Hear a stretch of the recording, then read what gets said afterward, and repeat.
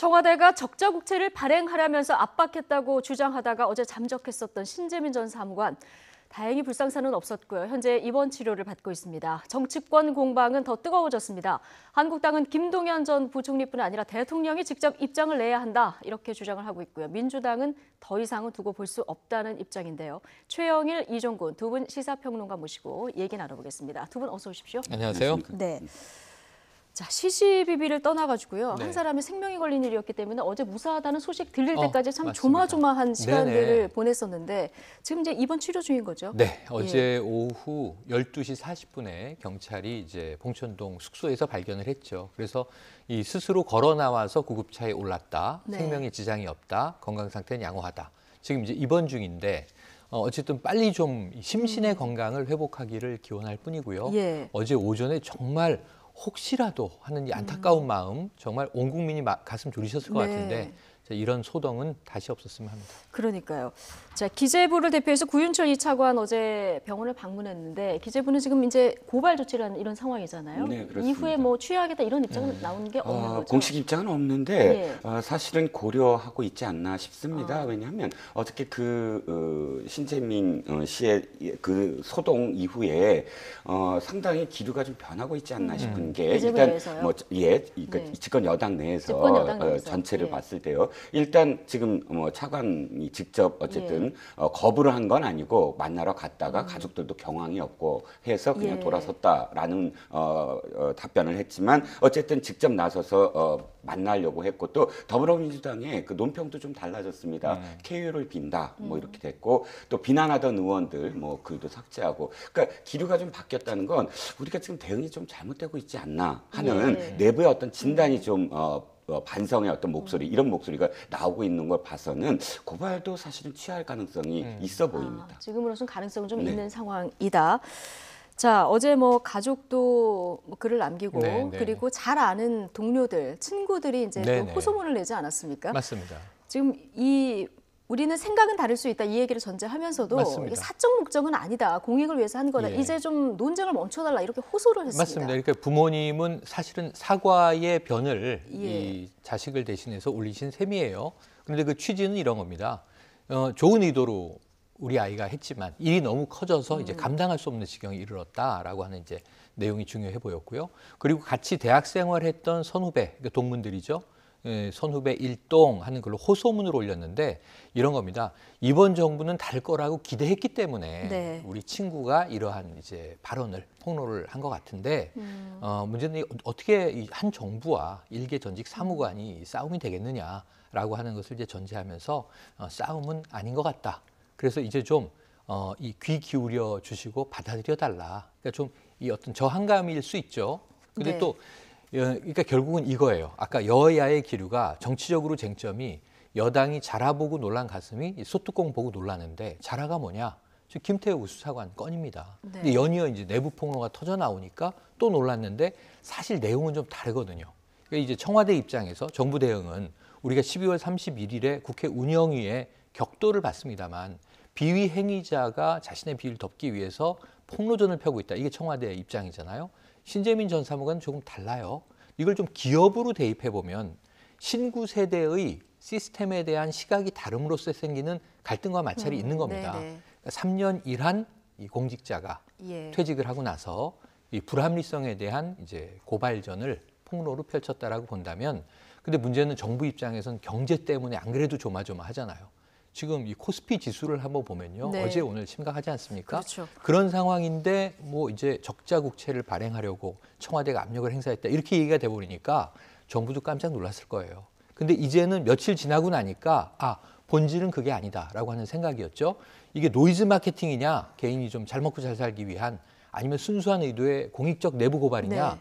저는 좀 혼재돼 있다고 봅니다. 그래서 사안을 뭐 메신저와 메시지 이야기로 예. 지금 논쟁이 시작됐는데 이걸 조금 구분하면서 차분하게 대응하면 풀 수 있는 사안으로 정부도 가닥을 잡지 않았나 네. 싶습니다. 사실 뭐 어떻게 지금으로서는 다 규정할 수는 없는 없어요. 이런 단계인데요. 김동연 부총리 공직에서 내려간 이후에 이제 발언을 자제해 왔었는데 네. 어제 페이스북에 글을 남겼습니다. 네네. 소신으로 한 일인 거는 그렇게 믿는다 네. 이 얘기를 전제하면서도 네네. 소신과 합리적 조율은 다른 문제다 이런 얘기를 했거든요. 그렇죠. 어떻게 해석할 수 있을까요? 자, 일단 그 정책을 결정하는 데 있어서 지금 신재민 사무관은 이것은 그 적자, 그러니까 박근혜 정부의 적자를 늘리기 위해서 국채를 발행했다라는 시각으로 지금 이야기하고 있지 않습니까? 네. 그런데 김동연 부총리가 한 표현은 이겁니다. 하나의 어떤 정책 결정이 있을 때 단선적으로 결정을 하지는 않는다. 예를 들어서 국채를 발행하는 것도 재정이라든지 국가 세입이라든지 굉장히 많은 것들을 전부 다 고민하고 거기서 정책이 내려지는 것이지 단순히 전 정부의 뭐 채무를 늘린다거나 뭐 이렇게 해서 국채를 발행하거나 이렇게 하지 않는다라는 의미로 그러니까 정책 결정 과정이 그 신재민 사무관의 이야기는 너무 단선적으로 좀 표현됐다. 그 부분을 아마 해명을 하려고 했던 것 같습니다. 예. 지금 불똥은 정치권으로 옮겨붙어서 지금 거세지는 상황인데요. 한국당은 김동연 전 부총리뿐만 아니라 문재인 대통령이 직접 답해야 된다 이런 얘기까지 했고요. 지금 여당에서는 정쟁을 좀 그만하자, 민생에 집중하겠다 이런 목소리들이 나오는데요. 함께 들어보시죠. 여러 가지 형편상 어려운 점은 이해하겠지만 이쯤 되면 진실이 무엇인지 입을 여셔야 됩니다. 선배로서 또 윗사람으로서 가만히 숨죽이고 있다는 건 도리가 아닙니다. 진실을 말씀해 주십시오. 김동연 전 부총리가 소신이 담긴 정책이 모두 관철되는 것은 아니다. 소신과 정책의 종합적이고 합리적인 조율은 다른 문제다라고 말했는데 공감이 갑니다. 자유한국당은 과거에 집권까지 했던 정당입니다. 충분히 알고 있을 것입니다. 그럼에도 불구하고 현재 상황에 대해서 과장하고 정치 쟁점화하는 것은 책임 있는 야당의 자세가 아닙니다. 네, 일단 한국당에서는 김동연 전 부총리를 국회로 부르고 싶어하는 것 같은데 맞습니다. 지금 이미 퇴임한 상태 아니겠습니까? 상임위에서 통상 이렇게 퇴임한 분도 쉽게 부를 수 있습니까?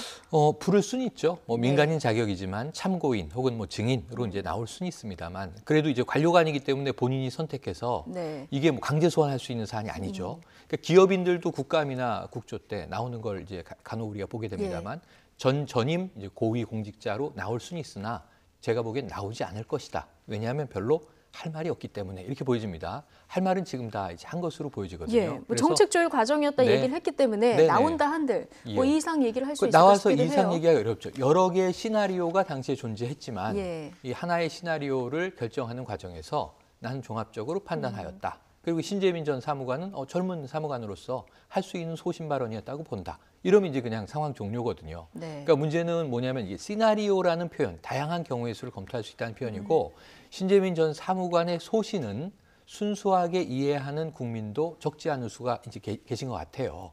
그런데 문제는 뭐냐면 아까 저는 좀 이제 노이즈 마케팅, 예. 개인의 이제 미래에 대한 걱정 이런 게 다 좀 복합적이었다고 생각을 하는 입장입니다만 신 사무관이 던진 주요 이 의문들, 의혹들, 자 보세요. KTNG 사장 교체 청와대가 압력을 행사했다. 또 뭐 언론사 사장 교체도 시도했다. 네. 적자 국채를 발행하려고 했다. 바이백을 해야 되는데 멈췄다. 이 네 가지잖아요. 근데 이 바이백 하나 빼고는요. 네. 하나도 실행된 게 없어요. 그러니까 사실 김동연 전 부총리 이야기가 옳은 거죠. 왜냐하면 소신으로는 이러한 게 안 돼야 하는데 예. 청와대가 압력을 넣어서 시도했다. 그러면은 저는 굉장히 이 반증은 뭐냐면 청와대의 압력이 주무부처에 행사되지 않는다는 반증으로 얘기가 될 수 있어요. 그렇게 보면 청와대가 압력을 넣었는데 뭐 KTNG 민간 회사가 됐습니다만 사장 교체 안 됐고 언론사 사장도 이제 교체 안 됐고 이 사추위 과정을 거쳐서 오히려 임기 채우고 2개월 후에 이제 교체됐다는 거 아닙니까? 과정을 거쳐서 그리고 이제 결국 적자 국채는 발행이 멈춰졌죠. 네. 중단된 거고 바이백을 왜 안 했는가? 여기에 대해서는 또 전문가들의 다양한 의견들이 나오고 있습니다. 그렇다면 이제 의혹은 제기되었지만 이루어지지 않은 결과에 대해서 국정조사를 하면은 뭘 추구하죠? 프로세스, 과정상의 문제만 이야기할 텐데 그러면 이 김동연 전 부총리의 이야기 외에는 더 나오기는 어려운 상황으로 보여집니다. 예. 자, 지금 한국당에서는 어쨌든 김동연 전 부총리뿐만이 아니라 대통령이 직접 해명하라 이렇게까지 지금 나오는 상황이거든요. 이 문제는 사실 좀 과잉 대응의 측면이 분명히 있습니다. 과잉 과잉 대응의 측면이 있다. 대응의 예. 측면이 있지만 그 단초는 사실 정부가 제공을 했다라고 보여져요. 아까 김동연 부총리가 표현한 것 정책 과정 속에서 이것은 집단적으로 사실 여러 가지를 고려해야 될 문제다라는 발언을 사실 신재민 사무관이 폭로하자마자 정부는 그런 입장을 견지했으면 되거든요. 뭐 고소고발할 것이 아니라. 그렇죠. 그런데 예. 문제를 마치 고소하고, 그러니까 고발을 하고 하면서 이 마치 무슨 기밀이 있었던 양, 기밀을 폭로한 양 이렇게 몰아가니까 이 문제 자체가 사실은 이 정쟁화될 수밖에 없는 문제로 예. 됐거든요. 그러니까 그 사무관을 보호해야 되겠다라는 입장이 바로 야당에서 나왔고 그러다 보니까 이건 정책 과정 속에서 대통령까지 책임져야 된다. 이렇게 지금 야당의 어떤 공세가 이어진다라는 것이 물론 야당의 공세는 좀 과잉 대응이지만 그럼에도 불구하고 정부의 대응이 이 문제를 너무 키운 게 아니냐. 이건 그러니까 논쟁으로 갔어야 됐다. 그러니까 그 문제는 사실은 이러이러한 입장도 있다. 전문가들이 아니다. 바이백은 정말 그 전날 취소한 건 문제가 있다. 이런 어떤 정책적인 논쟁으로 가서 시스템을 어떻게 해야 된다라거나 이런 문제이지 한 개인이 뭐 이거 옳고 그르고 의인이고 악인이고 이런 문제로 문제는 아니었다는 것이죠. 뭐 전체 틀 안에서 조율하는 입장에서 보는 거하고 그 업무만 딱 수행하는 이 사무관 입장에서는 또 그 상황을 어떻게 받아들이느냐 다르죠. 다를 수 있는 이런 온도차가 있을 텐데 정부의 첫 대응이 조금 잘 됐으면 이렇게 커지지 않았을 것이다 이렇게 좀 분석을 해주셨는데 한국당에서는 지금 특가법상 국고손실죄 이 고발도 검토를 한다고 하는데 이게 가능할까요? 아니요, 불가능합니다. 불가능합니다. 네, 왜냐하면 예. 국고손실죄를 특가법상의 그 조항을 보면 명백하게 네. 이렇게 돼 있어요. 회계 책임자, 국가의 어떤 회계의 책임자나 책임을 지는 자나 아니면 보조하는 자가 횡령했을 때, 횡령이나 배임했을 때 그 사람을 처벌하기 위한 조항이거든요. 네. 그런데 지금 이 바이백이라든지 국채를 발행한 것이 그 발행한 주체가 당사자가 회계를 담당하는 사람이 아니거든요. 그렇죠. 그래서 이 국고손실죄는 아예 성립이 안 되는 정치 공세라고 할 수가 있겠습니다. 네. 조금 전에 이제 정부 여당이 대응 말씀을 해주셨는데 손혜원 민주당 의원이 신재민 전 사무관에 대해서 도박꾼이다 이런 말을 써가면서 강경한 비판의 글을 남겼었는데 이게 오히려 치열한 여야 공방의 방아쇠를 잡아당겼습니다. 함께 보시죠.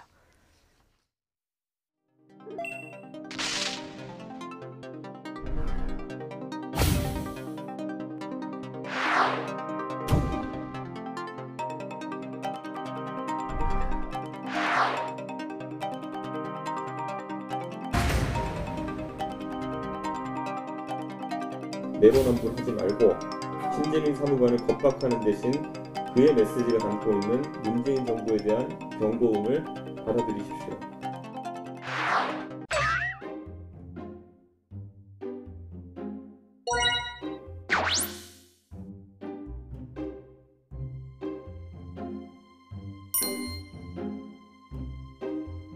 우리도 그를 정치적으로 이용할 생각이 있는 것이 아닙니다.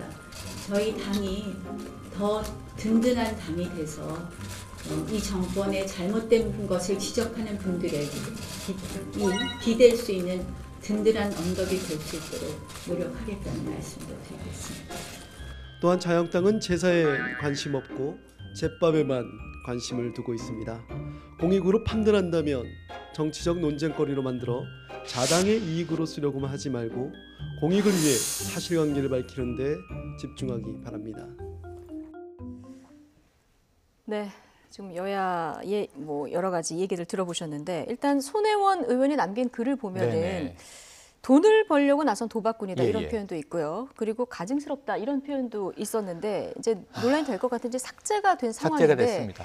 민주당 입장에서는 이런 글이 뭐 반갑지는 않을 것 같습니다. 반갑지 않죠. 예. 걱정이 클 겁니다. 네. 아까 이 실장님 말씀에 제가 동의하는 하나는 기재부의 초기 대응이 좀 과잉했다. 아까 말씀드린 대로 너무 놀랐던 거죠. 안 그래도 경제 문제로 국민들에게 심려를 끼치고 있어서 이걸 네. 빨리 조기에 극복하기 위해서 이 대통령의 신년사가 경제가 방점이에요. 그냥 키워드 요약하면 경제 혁신 성장. 그렇죠. 이걸 예. 이루어야만 된다는 겁니다. 비핵화 한 차례 등장했습니다. 그러니까 지금 이런 상황에서 경제 실적 문제가 터져 나오니까 이건 뭐지? 그러고 과잉 대응을 한 거고요. 지금 이제 조절이 되고 있는 것으로 보여집니다. 그런데 손혜원 의원은 삭제가 됐지만 예. 삭제됐어도 돌아다녀요. 국회의원 공인인데 글 SNS 글 3개 장문을 올렸는데 제목이 신재민을 분석한다. 제목이 이렇게 됐는데 예. 그러니까 이 분석을 깊이 하려다 보니 사실은 사실관계가 확인되지 않은 개인적인 추정이 인신공격성으로 깊이 들어간 게 있어요. 아까 말씀하신 뭐 도박꾼이 마치 베팅하는 모습을 보는 것 같다든가 이런 건 개인적인 느낌의 묘사이잖아요.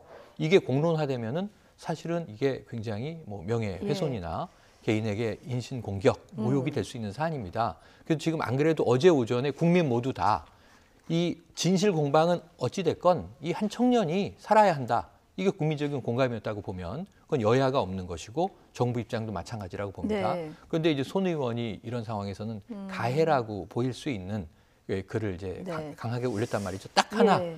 하나 좀 제가 그 글에서 삭제되기 전에 지금도 돌아다니고 있습니다만 제가 확인해서 이건 좀 합리적 의심이다 보여진 네. 것은 지난해 7월에 신전 사무관이 퇴직을 하고 4개월간 잠적 생활을 했는데 예. 부모도 이제 연락이 안 되고 전화번호도 바꾸고 뭘 했는지 모르겠다. 요 의구심은 한번 밝혀질 필요가 있는 게 네. 신전 사무관이 아니라 현직 사무관 입장에서 이런 어떤 폭로, 이 어떤 그 공익적 제보를 했다면 훨씬 더 의미가 있었을 텐데 요건 좀 아쉬운 대목이다라는 공감은 했어요. 근데 그 외에는 손혜원 의원의 글들은 상당히 좀 심각한 문제를 야기할 것 같습니다. 네, 어쨌든 손혜원 의원은 공익 제보자로서의 자격이 없는 것 같아서 그리고 책임질 강단 없는 사람인 것 같아서 이런 글을 남겼다. 뭐 추가 입장도 내놓긴 했는데 어쨌든 지금 야당에서는 신재민 전 사무관 구하기에 나선 모습이고 좀 신병 보호를 해야 된다. 굉장히 강한 목소리를 내놓고 있습니다. 네, 어저께 이제 이 사건 이후에 네. 돌아다니는 여러 가지 어떤 뭐 그 추정 글들이나 네, 네. 혹은 뭐 가짜 뉴스까지도 범죄에 포함될 맞습니다. 만한 그런 정보들이 사실은 굉장히 이 문제가 지금 파장이 커지고 있다라고 네. 느껴지게 만드는데 이를테면 뭐 이런 이야기들, 그러니까 한쪽에서는 이 신재민 전 사무관이 대학 때 뉴라이트 운동을 했다라는 그런 추정글이 한쪽에서 나오고 있고 한쪽에서는 신재민 전 사무관이 자신은 절대 그런 극단적 선택을 할 사람이 아니니까 내가 자신이 어떤 불상사가 있을 때는 자신이 한 게 아니다. 뭐 이런 글들이 또 이렇게 네. 돌아다니고 역시 양쪽 다 사실이 아닌 걸로 지금 가짜 판명이 뉴스죠. 되고 있거든요. 그런데 이런 식의 글들이 계속 이어지는 것이 뭐 정쟁의 어떤 근거가 돼서는 안 네. 되는데 마치 이 야당이나 혹은 여당도 마찬가지입니다. 여당도 그런 불확실한 정보, 이 신재민 사무관의 뭐 전역이 어떻게 되고 뭐 학교의 어떤 선후배들이 이끌어주고 그런데도 불구하고 어떻게 이런 것들을 사실 인용한 의원들이 있어요. 그러니까 양쪽 다 이런 그러니까 추정에 불과한 또는 뭐 만들어낸 그런 허위 글들이 정쟁의 어떤 도구가 되는 건 이제는 좀 막아야 되지 않나 싶습니다. 사실 신재민 사무관이 파동 전에 김태우 수사관의 민간인 사찰 폭로가 사실 전국에 핵이지 않았습니까? 그렇죠. 지금 오늘도 아마 소환 조사를 참고인 신분으로 받고 있는 것으로 맞습니다. 알려지고 있는데 상관이 박형철 반부패 비서관을 네. 고발하겠다 이렇게 입장을 밝힌 맞습니다. 상황에서 지금 역공을 취하는 또 이런 모습이거든요. 그렇죠. 그러니까 어제 오후에 소환될 때 이 입을 뗀 것이 네. 추가 폭로는 없었다 이런 보도도 있었지만 물론 이전에 나왔던 이야기이긴 해요. 그러니까 추가 폭로로 이제 포함 안 시켰을 수도 있지만 네. 어제 들어가면서 한 이야기가 말씀하신 그대로 자신이 지금 공무상 비밀 누설 혐의로 이 청와대로부터 고발 당해 있는 상황입니다. 그런데 지금 어제 출석은 피고발인 신분이 아니에요. 어제는 네. 이제 동부지검에 출석했기 때문에 이건 자유한국당이 청와대 임종석 실장, 조국 민정수석에 대해서 고발한 것에 참고인으로 간 거예요. 그렇죠. 본인은 예. 또 수원지검에 가야 돼요. 피고발인 신분으로. 네. 그런데 이제 자신에 대한 고발을 역공을 해서 오히려 자신의 상관이었죠. 지금 박형철 원대 반부패 귀환하기 비서관. 전에 예. 박형철 반부패 비서관에 대해서 한 가지 이야기를 끄집어냅니다. 그러니까 자신이 올린 첩보, 건설업자의 뇌물 혐의에 대해서 올렸더니 이 인물이 바로 박형철 비서관의 이 고등학교 동문이었다. 동기인 것으로 알려집니다. 그런데 본인에게 직접 연락을 해서 이런 혐의가 들어왔는데 사실이냐? 별거 아니다. 예. 그런 사실 없다더라 하고 밑으로 다시 내렸다는 거죠. 이게 사실이라면 그리고 두 번째로 그 첩보, 그 혐의가 상당히 신빙성 있는 것이라면 박형철 비서관은 답해야 되는 상황이에요. 그리고 이것은 이제 정말 공무를 수행함에 있어서 제가 보기엔 비밀 누설보다 더 큰 혐의가 들어갈 수도 있는 거예요. 직권남용이죠. 그러니까 왜냐하면 본인이 수집한 정보인데 지인이라고 해서 이것을 빼주려고. 이게 바로 김태우 이 수사관이 받고 있는 혐의거든요. 예. 건설업자 관련 예. 경찰 수사 혹은 검찰 수사에 개입했다라는 정황 아니겠습니까? 그래서 비위라는 딱지가 붙어 있는 건데 네. 이 박형철 비서관이 답해야 되는 사안이 하나 생겼고 그리고 어쨌든 이 김태우 수사관은 정면 돌파하겠다. 예. 뭐 이런 입장을 어제 보였네요. 어쨌든 뭐 지금 뭐 얘기를 한 것은 김태우 수사관의 주장입니다. 주장이고요. 이거는 주장입니다. 앞으로 네. 이제 뭐 수사를 통하거나 뭐 입장을 통해서 밝혀져야 될 네. 내용이긴 한데 어쨌든 지금 두 분 말씀하셨지만 이 공방이 지금 불필요하게 좀 확산되는 이런 측면이 없지 않아 있지 않습니까? 이렇게 정치권 공방이 주요 이슈로까지 커지는 이유는 뭐라고 보십니까? 가장 큰 건 저는 그 예. 문재인 정부가 이 윤리의식 시각을 좀 높였다라는 게 가장 너무 높였다. 크다. 그러니까 너무라는 표현은 예. 뭐 너무한 건 아니죠. 윤리의식을 기대치를- 높인 건 네. 좋은데 예를 들자면 직권남용에 관련한 겁니다. 지금 김태우 수사관이나 혹은 김태우 수사관이 자신이 받고 있는 어떤 혐의가 직권남용이잖아요. 그런데 사실 그 신 사무관이 주장하는 어떤 그 국채 발행이라든지 이런 부분들을 만약에 혐의로 잡으면 잘못됐다라고 잡는다면 이게 직권남용이거든요. 근데 이런 직권남용의 어떤 이 의식을 높인 게 문재인 정부가 예. 그 전 정부의 적폐를 이렇게 드러내는 어떤 과정 속에서 직권남용이라는 죄가 굉장히 많이 지금 공무원들에게 적용이 됐어요. 그러니까 전 근데 정권과 다르다 이렇게 얘기를 할수록 반감 부추기는 이런 상황이 되는 거군요. 네, 그렇습니다. 예. 그래서 그 직권남용이라는 어떤 부분들 공무원들이 직접 그러니까 이 신태우 사무관의 이야기 중에 이게 나와요. 비망록을 다른 사무관이 작성했다. 근데 작성한 이유가 이건 이 다음 정권으로 갔을 때 이게 문제가 될 것이다 라는 어떤 그것 때문에 비망록을 작성했다라는 말이 나오는데 그것이 만약에 뭐 사실이라면 사실은 이 공무원 사회에서 그런 어떤 의식들 이렇게 내가 무엇인가를 하면 그 다음 정부에서 뭔가 이게 직권남용이라든지 혹은 무엇인가 내가 책을 잡히지 않을까라는 그런 두려움 뭐 이런 것들이 사실 공무원 사회에 존재한다는 것이거든요. 그러니까 그 문제가 잘못됐다라기보단 이런 어떤 부분들을 지금 문재인 정부에서 공무원 사회가 왜 동요하고 있지? 왜 이런 어떤 시각을 갖고 있지? 라는 부분도 문재인 정부가 좀 봐야 된다는 것이죠. 네. 어쨌든 지금 청와대 집권 3년 차로 접어들기도 했고요. 여러 가지 지금 분위기 전면 쇄신이 필요한 시점이기도 한데 청와대 비서진 개편 지금 임박해 보입니다. 특히 그동안 교체설이 돌았던 임종석 비서실장 거취에 관심이 쏠리는데요. 차윤주 앵커의 앵커 리포트 먼저 보시죠. 임종석 비서실장을 비롯한 청와대 참모진 개편설이 솔솔 나오고 있습니다. 경질이 아닌 쇄신용 교체 타이밍을 고민하고 있고 그 시기는 다음 주쯤이라는 이야기도 나오는데요. 사실 청와대에서는 1기 참모진이 지칠 때쯤인 1년 6개월 정도를 첫 교체 시기로 생각을 했었다고 합니다. 특히 청와대 2인자라고도 불리는 대통령 비서실장은 경무에 시달리는 것으로 유명했죠. 그래서인지 문재인 대통령이 미국으로 첫 해외 순방을 갈 때 이렇게 유독 한박 웃음을 지어서 상사가 출장으로 자리를 비운 직장인의 기쁨이다 라면서 화제가 됐었는데요. 사실 비서실장은 대통령이 있으면 있는 대로 없으면 없는 대로 경무에 시달립니다. 청와대 트위터에 이렇게 임 실장 뒷목에 부항 자국이 선명한 사진이 올라오는가 하면 한 달째 같은 넥타이를 한 모습이 포착돼서 퇴근 못하고 갇혀있는 임 실장의 구조 신호가 아니냐라는 우스갯소리까지 나올 정도였습니다. 임 실장 이미 1년 7개월 넘게 비서실장 자리를 지키고 있습니다.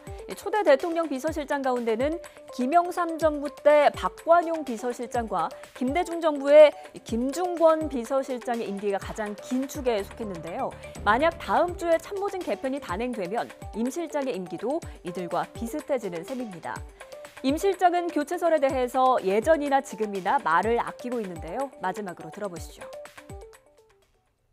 일부 언론에서 오늘 교체설도 보도가 됐는데요. 그런 건 어떻게 저희가 보면 될까요? 이 정도 답변 드리고 이제 또 운영이 답변한 다음에 말씀 나누시죠. 예. 네.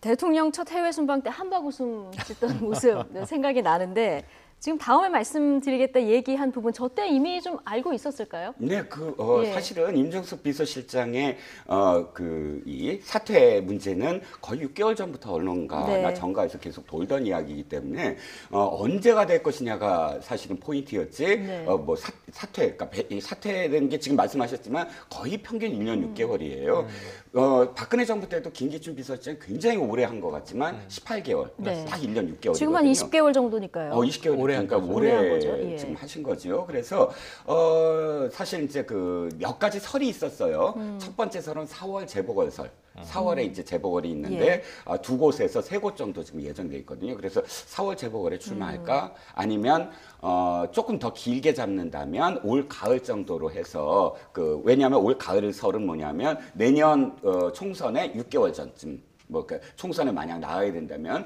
올 가을설. 근데 결정적으로는 지금 유력해진 게 이 설. 그러니까 네. 2월 설 때는 다른 설 밥상을 올려야 된다. 그러니까 계속 그러니까 그 전에는 뭔가 개편이 누적돼 있을 있는 것이다. 어떤 청와대의 예. 개입설이라든지 이런 설들이 계속 설의 어떤 그 밥상까지 민심까지 네.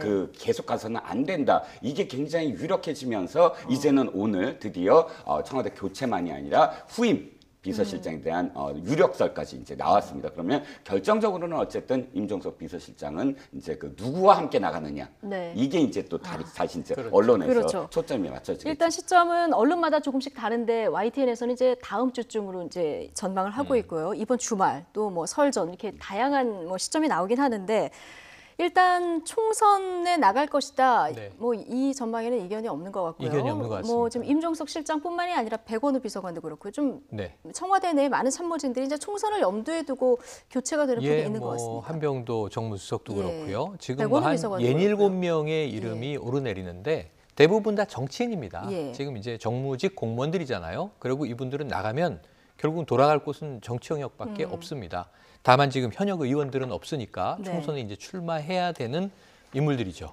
다 이제 전 국회의원들이죠. 그런데 네. 지금 1년 정도, 1년 이상이니까 시간이 좀 충분해요. 그런데 문제는 당으로 돌아가면 당에는 지금 또 자리 배치를 해야 되기 때문에 그렇죠. 상당히 분주해질 수 있고 예. 심지어는 또 이제 일부 지역구는 갈등이 나올 수도 있어요. 이것 때문에 항상 이 공천에 고민이 있는 건데 그렇다면 역으로 또 청와대에 누가 차출될 것인가? 이것도 우리가 함께 봐야 되는 거예요. 근데 우선 이 비서실장 교체는 저는 이미 이렇게 언론에 거의 다 네. 이 추정 공개가 된 상황에서 시간을 늦출수록 실기하는 것이다.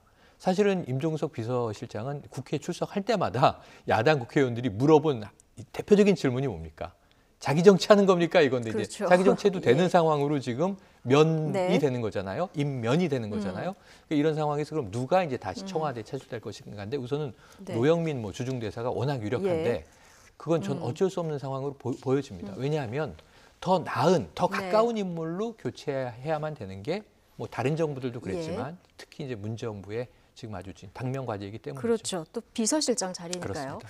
자, 임종석 실장 후임으로 지금 말씀하신 누가 올까 관심인데 이 사람 저 사람 하마평이 나오고 있는데 말씀하신 대로 노영민 주중대사가 제일 유력하다는 얘기가 나옵니다. 자, 어떤 인물인지 서른 의원의 평을 한번 들어보실까요?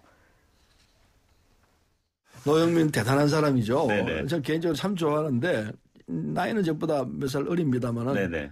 친구로 지내죠. 예. 과거에 민주화운동을 아주 참 대차게 했고 시인이고요. 네네. 미술에 또 해박해요. 어허. 그게 화집에 대한 해설서도 내고 그랬는데 네네.